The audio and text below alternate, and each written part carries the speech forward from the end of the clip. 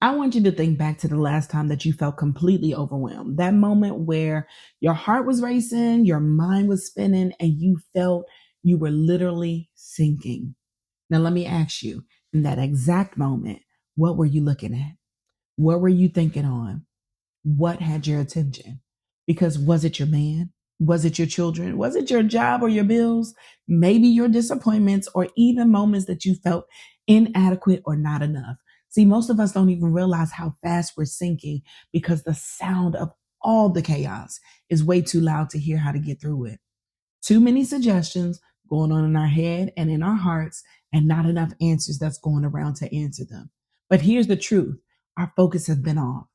God is always speaking to us, but we've magnified the problem so big that we can no longer see or hear the one who is over every storm and problem. He is the one who is the problem solver, and his name is King Jesus. He is the one that can quiet any storm we have. God is a way maker and a promise keeping God. He is the only one that can make the way of escape. And yet, because of our focus being off, we keep sinking as though the rescue for us doesn't even exist. We have no peace and we find ourselves weary. And today, I'm not going to just talk about those distractions.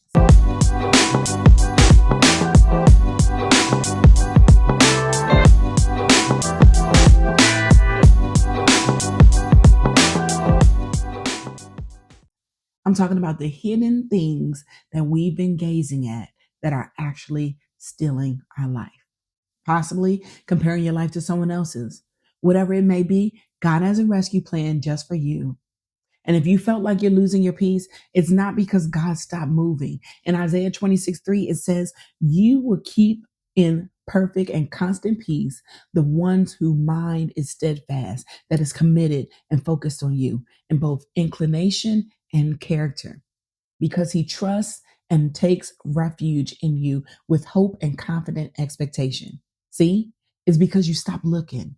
You stopped hoping that God could. You stopped believing that God would. You stopped understanding why he should. You stopped expecting it. Not because we deserve it all, but because he is God and he is good. We have a habit of giving God a glance while we give our problems a gaze. I've experienced this in my own life many, many times, more than I like to count. Taking my eyes off the promise and looking more at the thing that was tormenting my life, that was causing me all the pain, that was clipping away and chipping away at my faith. You know what I've come to really understand? Is that we believers are people who are always ready for a breakthrough. But most of the time, we are completely focused on the delay. How much longer? When? God, I need it now. Instead of just saying, I believe and I receive, and then living like it is on the way. If I moved from Georgia to Texas, I had to learn this the hard way, and I'm still learning. If I spent my time looking at those boxes that were packed and thinking about the what ifs, I would have stayed stuck in Georgia in disobedience, out of alignment, without God, with nothing, no money, no home, no income, no nothing. What is it that's causing you to be divided in your heart? Let's get real. Until you see what you won't see and understand what that means, God is fighting for you. He's not fighting against you, but what is it for you? Is it the noise of your past? Is it a bad situation that's causing the problems? Is it the loudness of your relationship? When your focus is divided, your power is divided. We've been talking about rebuilding our life with God, but you can't build a new life while you're still staring at the ruins of the old one.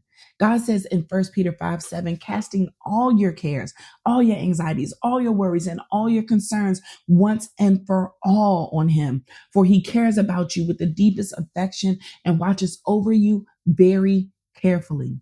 Focusing on Christ means intentionality, blinding yourself to anything that does not sound like his promise. So look, y'all, I am challenging you today to really take some time to slow down, evaluate the thing that is disturbing your peace and keeping you from hearing from God on your behalf. That thing is loud and stealing your focus. That thing is stealing your time and draining your life. And you got to get an action plan to dismiss it. So don't just say amen and agree and put no work into it. God has something to say to you, but you have to be focused to hear it. So if you have not subscribed to the channel just yet, what are you waiting for? My name is Kimmy, and I'm rebuilding my life with God one intentional step at a time. Comment below if this video has met you today, right where you are, and type one distraction that you are leaving behind in these comments. Let's make this space of intentional focus. And I'll see you guys in the next video. Ciao.